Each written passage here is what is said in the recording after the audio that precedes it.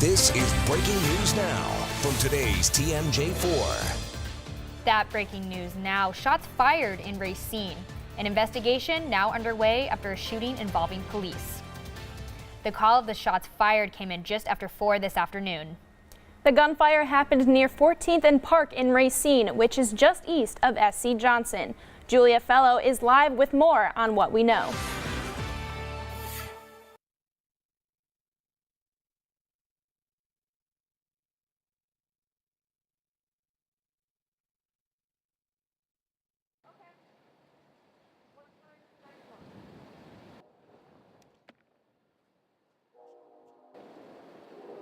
They ran past in between the house of the White House and the Blue House, and that's when I heard gunshots. How many?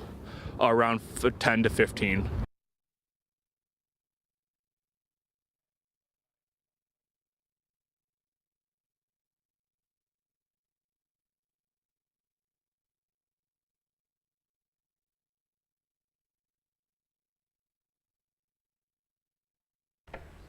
You can stay on top of this breaking news on air and online. Just head to our website, tmj4.com. More tough questions for city leaders after thousands of Milwaukee families may not have known their children tested high for lead. Milwaukee's mayor says he welcomes an audit of the health department. Andrew Goldstein is here with more. Today's meeting is the beginning of a full-blown investigation into what happened and how. Right now, we know that going back as far as 2015, the health department cannot determine if they notified all families whose children had high levels of lead in their blood. During a special committee meeting, Milwaukee Mayor Tom Barrett said they cannot find documentation that as many as 500 families last year received notification of their children's high lead levels, but the number could be 3 times that going back to 2015. It certainly appears that those letters were produced. What I did not feel I got an adequate response to is, were those letters sent out? New letters are now being sent out to about 8,000 families as a precaution, but the mayor made it clear that health providers also notify families, not just the health department.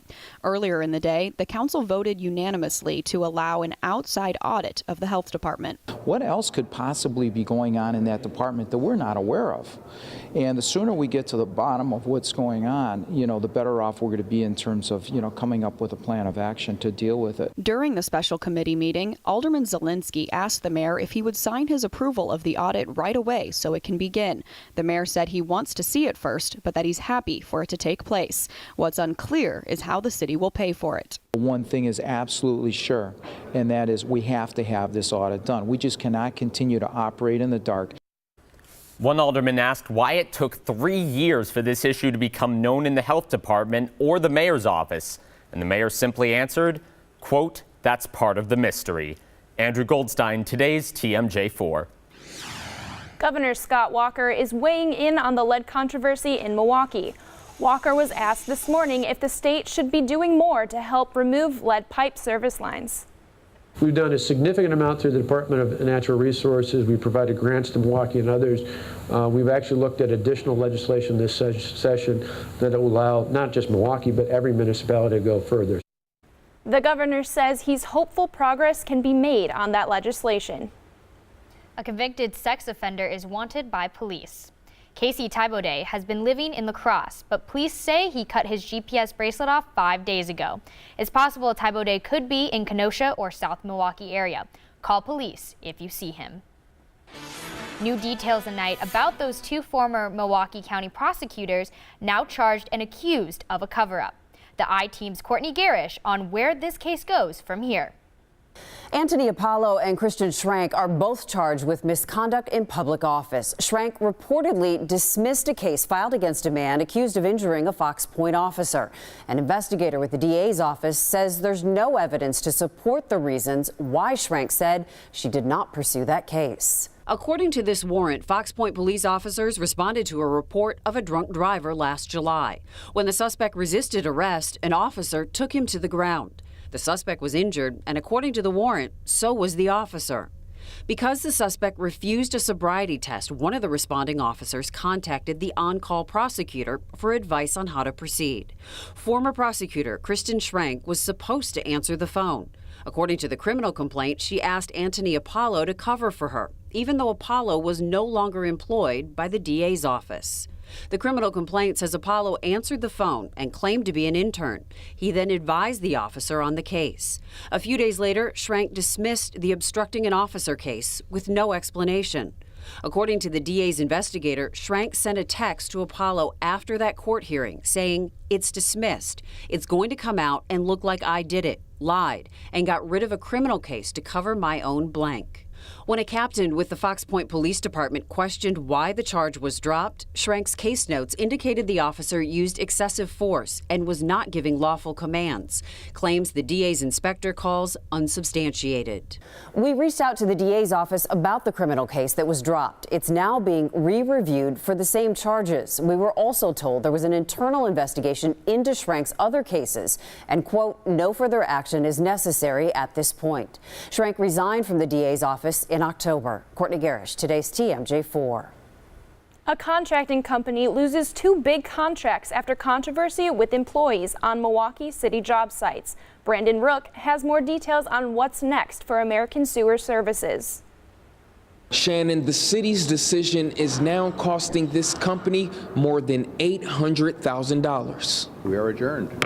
American Sewer Services signed and agreed to the terms last week. There are 2 key components. The city will terminate the contract for the company's job site on 25th and Wells. This is where the KKK sticker was found on a worker's lunch cooler. The city will also reject American Sewer Services from a bid for another project near 45th and Wells. This is not just about the council being satisfied. This is about the community being satisfied. American Sewer Services has been under fire after photos of workers carrying guns on the job went viral. Well, I think this is the first step. This may not necessarily be the final action that the council takes. We could terminate more contracts, we could terminate all contracts, or we could actually debar, which means prohibit this contractor from bidding on city work for a period of time in the future. DPW Commissioner Ghassan Corbin says the company currently has 2 to 3 projects they're working on in the city. Those will continue as of right now. Council members have moved forward with these steps after the owner of the company skipped a council meeting last month. We need transparency here. We need public accessibility to this issues because people have a lot of concerns. There's a desire to still hear from the president of American Sewer in person before a council committee. The owner may still be subpoenaed in by the council. City leaders are looking into it. Now, I've reached out to American Sewer Services for comment and I have not heard back yet, but once I do, I'll let you know what they say. From City Hall, Brandon Rook, today's TMJ4. A heads up for parents in Racine. An anti-bullying ordinance could be coming your way. The public will be allowed to give input before the Common Council votes tonight. If passed, a child caught bullying would receive a written warning from police, have 3 months to change their behavior, and if they don't, their parents could be fined up to $1,000. The meeting starts tonight at 7. Still ahead on Live at 6, why a bus driver was recognized by the Common Council today. And the Jewish Community Center's leader is honored with the prestigious award. Find out what he did to earn it.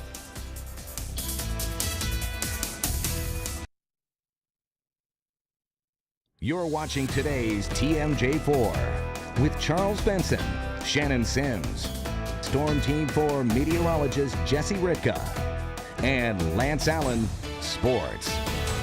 Almost a year has passed since the Jewish Community Center received a series of bomb threats. Today, President and CEO Mark Shapiro was honored by the FBI for his contributions to the community and helping law enforcement.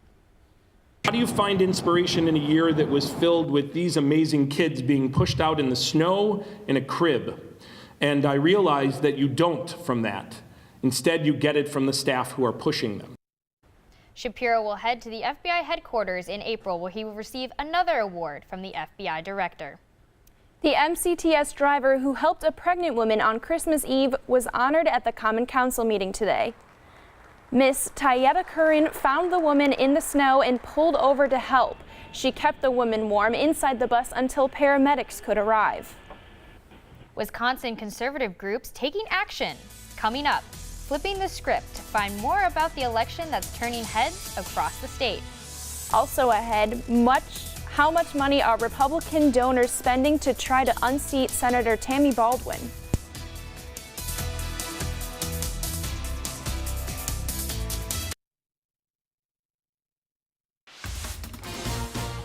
A historically red district in Wisconsin has voted a Democrat into office. Patty Shockner beat Senate Representative Adam Jarchow in a special election for the 10th Senate District seat last night. Shockner's victory flips the table on Republicans statewide.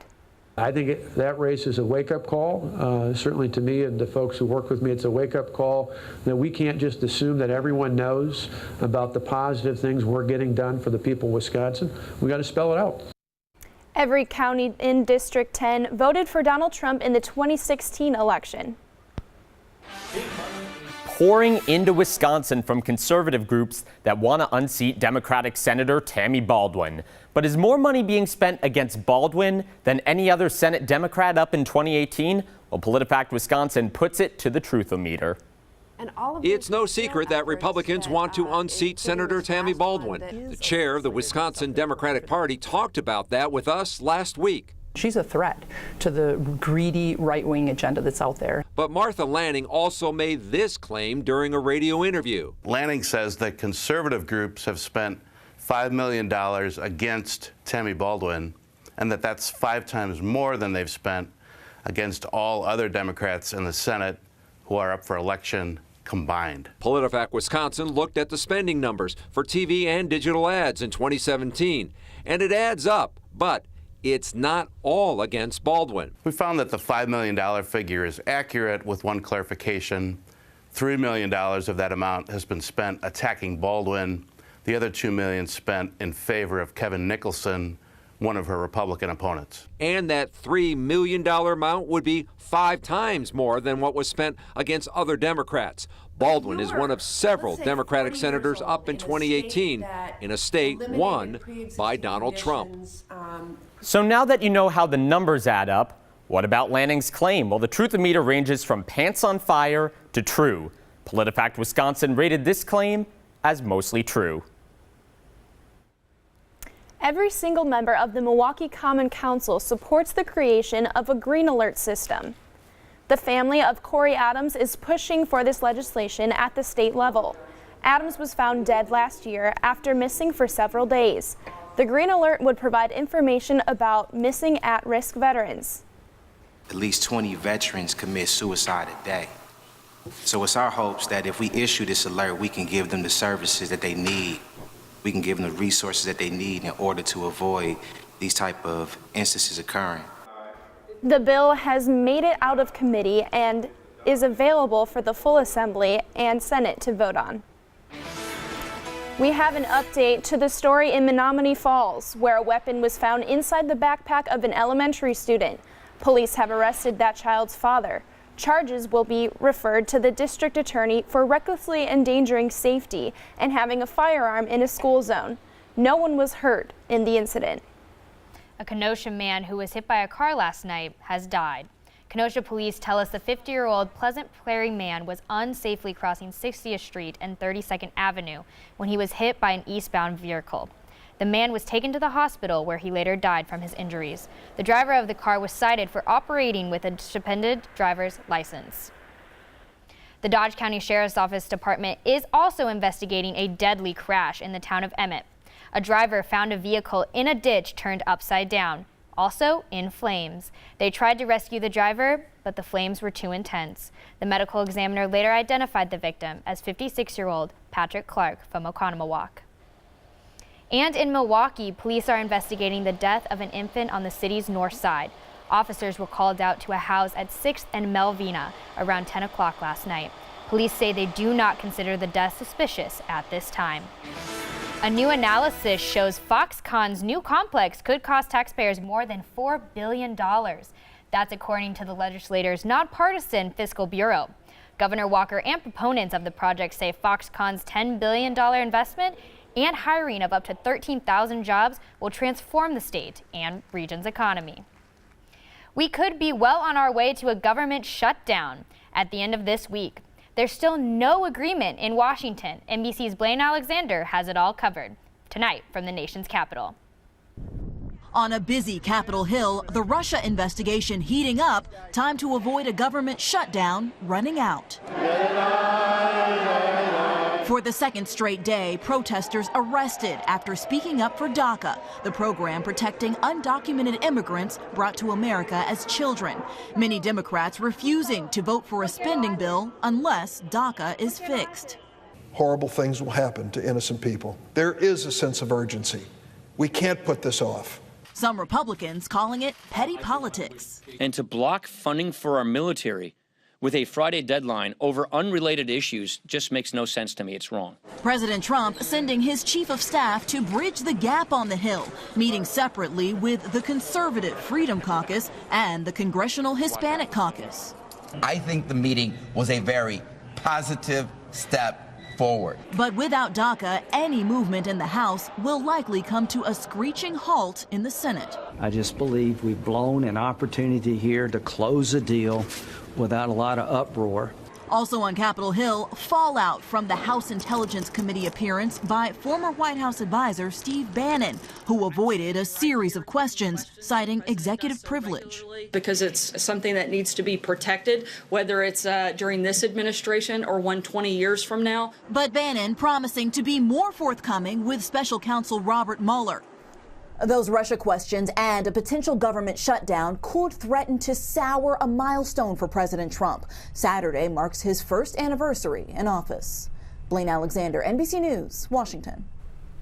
Former USA Gymnastics team doctor Larry Nassar appeared in Michigan courtroom for a second day of sentencing in his sex abuse trial.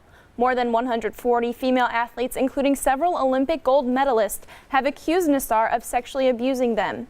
Several days have been set aside for Nassar's sentencing, and more than 80 women are expected to give victim impact statements. One of the former gymnastic coaches spoke today. He didn't only deceive these girls, which is, honest to God, that's the worst of the worst, is what he did to these girls. So they have the voice. But what you did to everybody else who trusted you and sent girls your way is disgusting, reprehensible, unforgivable. That's all I gotta say. USA Gymnastics also decided that they will not fine Olympian Michaela Maroney if she speaks at the sentencing. The gold medalist signed a non-disclosure agreement as part of a settlement with USA Gymnastics over Nassar's abuse. Excitement coming out of the Olympic talks between North and South Korea, of all places. NBC's Bill Neely has the news. Well, a historic decision today. For the first time ever, North and South Korea will compete at the Olympics as a united team. They'll march at the opening ceremony behind a united blue Korean flag. Their women's ice hockey team will be a united one, and there'll be 230 cheerleaders from North Korea cheering South Korea. Unprecedented. President Moon of South Korea thinks this will be a great idea to promote peace and improve relations between the two Koreas. But many aren't so sure. At a summit in Vancouver, many foreign ministers were warning, let's not be naive about North Korea's charm offensive. So what is it? Great for sport, or Kim Jong-un trying to show that his country is perfectly normal? I'll have all the details. That's coming up on Nightly News. Back to you. And NBC Nightly News with Lester Holt airs right after Live at 5, starting at 5:30. Next in sports, how would Kareem Abdul-Jabbar fit into today's NBA? Andrew Goldstein asks him just that as the Bucks legend comes to Milwaukee. One-on-one against Bellman. His first shot. Just past the halfway point of the season, the Eastern Conference is bunched up. And it's not too early to talk about playoff positioning. Delaney Bray picks up the rest of the story from the Bucks Training Center. After almost a 20-point loss on Sunday, it's a quick turnaround as Milwaukee hosts Miami tonight. An important game not just for redemption, but to also chip away at a 2-game gap that separates the 7th-place Bucks and the 4th-place Heat in the Eastern Conference. They protect their home court. Now we want our revenge and beat them on our home court. It's always tough to beat a team 2 times in a row. And so hopefully that comes true tonight. We get the win against them. You said there was an advantage to being the losing team on the side when you play a team consecutively. What about just being back in Milwaukee? I mean, that's great too. I mean, we got to sleep in our beds last night and kind of just, we're locked in. We want to do better. We want to play harder. And naturally, as human nature, you let your guard down whenever you do get a win. And so tonight, I think we're going to be a lot different, play a lot harder, shoot it a lot better. We're at home. Got a chance to chill yesterday, off day. So, I think it's going to go well for tonight. Thanks to the Chicago Bulls, the Heat is no longer on a 7-game winning streak, but the Bucks will have to take advantage of the ball literally being in their court if they want to start a winning streak of their own. Reporting from the Bucks practice facility, Delaney Bry, today's TMJ4. Check out who was in the house before the game. Bucks legend, Basketball Hall of Famer, and the NBA's all-time leading scorer. That's right, it's Kareem Abdul-Jabbar. He toured the future home of Milwaukee Bucks basketball. Kareem is 7 feet 2 inches. And the question is, in today's game, would he get to shoot more from the outside? I don't know.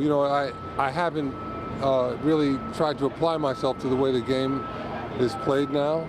But I did make 1 3-point shot during my career. There's the first one of his life. So maybe I could have done better at that. But when I played, the whole idea was to use the big guys close to the hoop and let the other guys shoot the 3-point shots. You can be a rookie. What Madison's Jerry Kelly was named Rookie of the Year for after the break.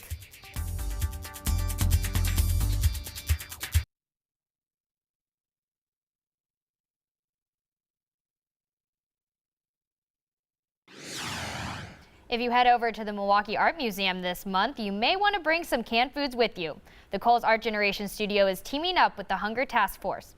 Families can create bowls inspired by Jamie Hannon that will be passed out to food pantries throughout the city. The Today's TMJ4 Community Baby Shower collects items for several area organizations. One of those is Safe Babies Healthy Families of Easter Seals. Susan Kim reports. Safe Babies Healthy Families of Easter Seals helps women transition into motherhood. Say hi. When we first met Kira in 2014, she was just a couple years out of high school, and her son Owen was 20 months old. 4 years later, Kira and Owen still have those beautiful smiles. But Kira remembers how scary it was when she found out she was pregnant. I didn't think any of it was real. I found out a week before my senior year, so I was just trying to graduate. Through her high school counselor, she was connected to Safe Babies Healthy Families and her caseworker, Lindsay.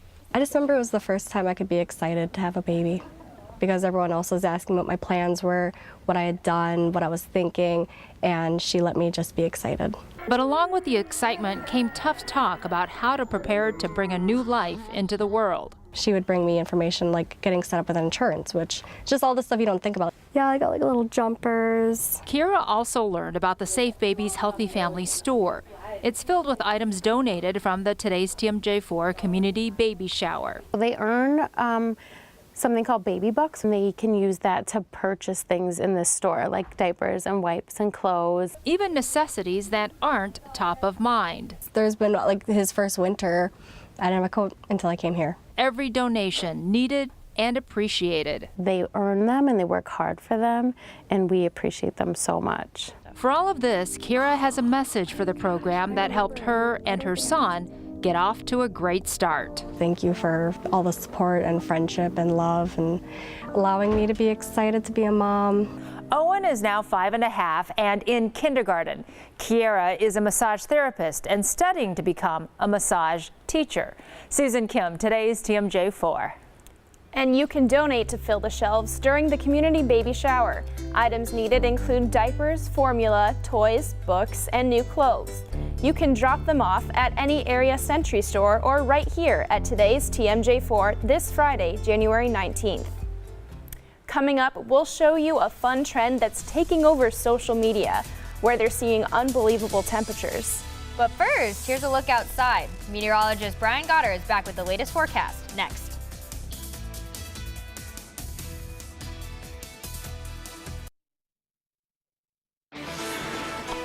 Think it's cold here? Be glad you're not in Siberia. People there are posting selfies of their frozen eyelashes on social media. The temperature there hit an incredible minus 88 degrees yesterday. A happy ending for a family that has lost so much. Yes, if this cat had 9 lives, it is now down to about 7. Thank you so much. We needed something like this to happen for our family. A couple who lost their home in California during the mudslides was just reunited with their lost cat, Kashka, which means cat in Russian. A video of the happy reunion was posted on social media by Santa Barbara County Animal Services. We knew that she was alive, we knew that she was smart and she would find a safe spot to be.